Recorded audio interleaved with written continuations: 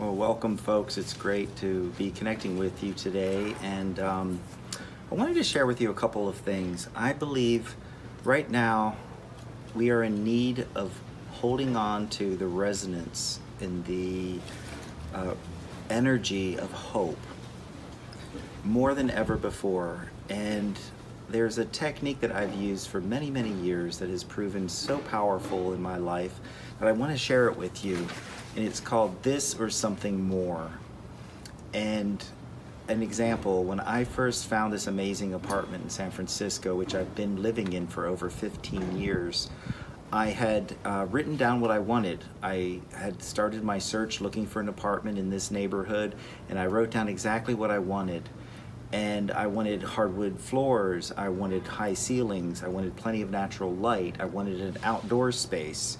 Everything I wrote down has come to pass. And as I wrote it down on a sheet of paper, I put at the end of it, this or something better. And I had then given instructions to my subconscious mind to start to look for and to scan the horizon to draw to me what I had written onto paper. It's the law of attention and intention. I set an intention, I need to find an apartment by a certain date, and I wrote down exactly what I want so that my subconscious mind could then focus its attention, scanning the horizon and looking for that type of apartment that I had clarified. You see, intention is such a powerful force. And so I'm going to talk a couple of things today. I'm going to talk about intention, attention, and hope. When you're wanting to create change, when you're wanting to create a new experience in your life, when you want to manifest something that is ideal for you, it's important to have all three ingredients. So my intention was clarified by writing it down. Now, don't just sit there and think about it. You know, it's tempting to say, oh yeah, I'll sit and think about the type of apartment I want, or the type of job I want is another example. You can use the same technique for anything you want to create for yourself. But instead of just thinking it, when you write it down, you slow down your thinking. By writing out your desires and what type of job or what type of apartment you want, and be specific, the neighborhood, the area, and always at a price you can easily afford. You always want to put that on there, because you don't want to go out there and find all these apartments that are just exactly what you want, but yet you can't afford them. So you have to put at a price I can easily afford. Or when I'm making a request for a new job, I need to also put on there exactly the amount of income I'm willing to receive. And it has to be believable and realistic for you. It doesn't have to be 100%, you can stretch it, but it has to be within the realm of possibility for you. You know, you don't want to say, I want a new job as a salesperson making $4 million a year, and you've only made $40,000 a year your whole life. That's too big of a stretch. So anyways, you write down what you want. This is what I want. And then you write down, why do you want it?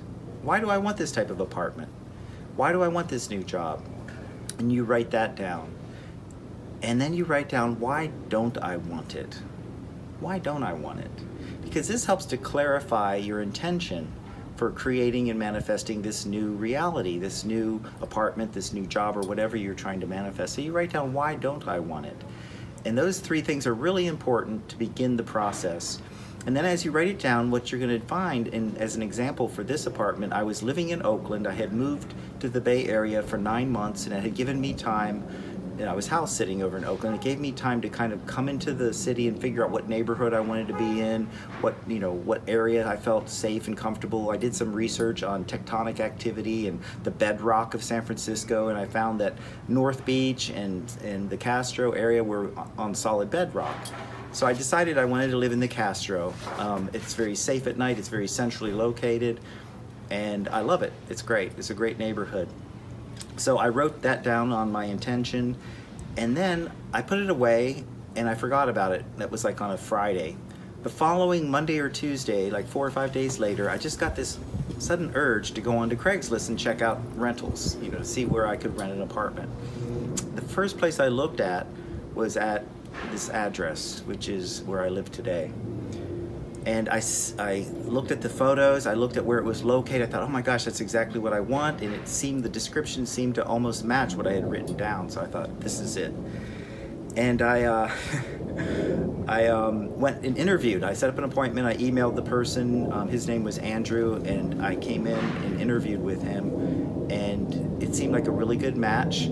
His old roommate that was moving out, that I was taking the place of his room in the back of the apartment, I actually really synced up with him a lot. We talked for quite a bit. But the actual person I'd be living with is named Andrew, and we got along well. He seemed pretty reserved and kind of guarded when we were talking. So I was excited. When I saw the apartment, I thought, oh my God, this is so beautiful. And it was so affordable. It was an amazing price. It was actually involved with rent control, which means it could only go up so much each year. And it was a perfect location. Everything was ideal. And I was so excited because it was the very first place I looked at. And there are obviously thousands of places in San Francisco. And at any one given time, there's probably hundreds that are available for rent. So I was like, wow, this is exactly what I wrote. This is exactly what I want. And we interviewed, and I was leaving. He said, yes, I have a couple more people to interview that are scheduled for tomorrow. He said, I'll let you know either way. I said, great.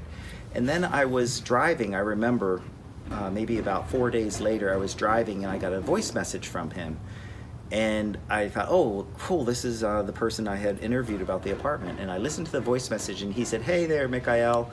He goes, listen, you were my second choice, but this other person I think is a better fit.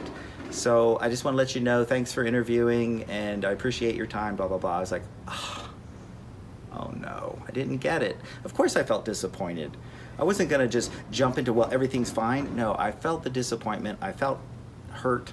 I felt frustrated. I felt, oh, brother. But then I remembered the technique that said this or something better. And I said to myself, you know what? If this isn't going to work out, I know there must be something better for me.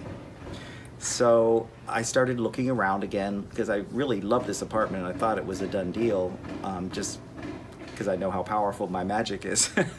And I thought it was a done deal. Well, it wasn't. So I started looking around at other apartments in the same price range, and they were horrible. I mean, like really bad. And I was like, oh my gosh, it made me realize what a good deal this place was that I first looked at, which, but I kept thinking, okay, this or something better, this or something better. And then 2 days later, I get an email from Andrew, the guy who was renting out his apartment. He said, hey, Mikhail, are you still available and looking for an apartment? And and he said, if you are, in the email, he said, if you are, the person that was number one, his credit didn't go through, so you are next on the list. Are you still interested? And I was like, yes. By me taking the time to look around, I realized what a good deal it was, but I also thought this or something better, and I had to be patient. And I could have gone into self-pity and poor me, and it didn't work out, and it's too difficult, but I thought, no, I'm gonna hold the resonance of hope by saying this or something better. And I processed through my disappointment as soon as I heard the news in the beginning, but then I got out of that dark place very quickly, and I returned to the hope by thinking about this or something better. And I got the apartment. I've been living here for 15 years. He incidentally moved out like 5 years later, and I became the master tenant of this apartment. So it's been just an amazing experience. And a very similar thing has happened with my job as well that I had back then. But that's another whole story. But my point is you got to be clear on what you want, and writing down your intention and writing it out very clearly gives your subconscious mind the directions on what to look for. And it was the very first hunch I got that Tuesday morning when I woke up. I thought, oh, I need to check Craigslist. I went on there. There was the ad. It was exactly what I wanted. I responded. He responded back. We set up an appointment, and I thought, this is perfect. I mean, I didn't look at hundreds of places. This was the very first place I had looked at. And then when it was like I was his second choice, I was like, oh man, I was disappointed, but I didn't lower my resonance. I did momentarily, for an hour or two, I was feeling all the frustration of it, but then I realized, no, magic always works. No, I know the power, and that this or something better is what I wrote on that, so I'm just gonna hold that, knowing that something better will happen. And sure enough, what the better was is I realized by going out and looking at these other places, I realized just what a great find I had found on my original request to find this apartment and to be interviewed at this apartment. So it turned out to be a wonderful experience. I got along well with Andrew, and I lived with him for, like I said, about 5 or 6 years. And then he moved on, and now I'm still at the same place. And it's almost unheard of for somebody to live in San Francisco in the same place for more than a couple years, let alone for over 15 years. So the lessons here are about intention. I wrote down what I wanted. I let my subconscious mind do its work to scan and all of a sudden give me that urge to go look online and see what was going on. It was just that kind of like inner prompting, like, oh, I don't know, it just popped into my mind out of the blue. I didn't think about it. And then I went and interviewed, and even though initially I didn't get it, I could have gone into, oh, magic doesn't work, and poor me, and nothing ever works out for me, and it's going to be horrible. I didn't do any of that stuff. I felt the disappointment, I processed through it, and I got back to the hope. There's something better for me. And it all worked out very magically. So that is the weekend wisdom for this weekend, and I wanted to bring it to you live today, and I hope it's valuable and helpful for you. And thank you for listening, and I look forward to, and anybody has any comments, I'll be happy to answer them. I have a Facebook Facebook group called Solutions for Moving Beyond Struggle. And please, if you enjoyed what you've read here and you want to learn more about these techniques of how to live without struggle by working the magic in your mind, because your subconscious mind is so powerful. And when you understand how to work with your mind, you can manage your mind rather than letting your mind manage you. And that's a big part of what Solutions for Moving Beyond Struggle is all about. So join the group if you get a chance, if it feels right for you. And either way, thanks for listening, and I look forward to connecting with you in the near future.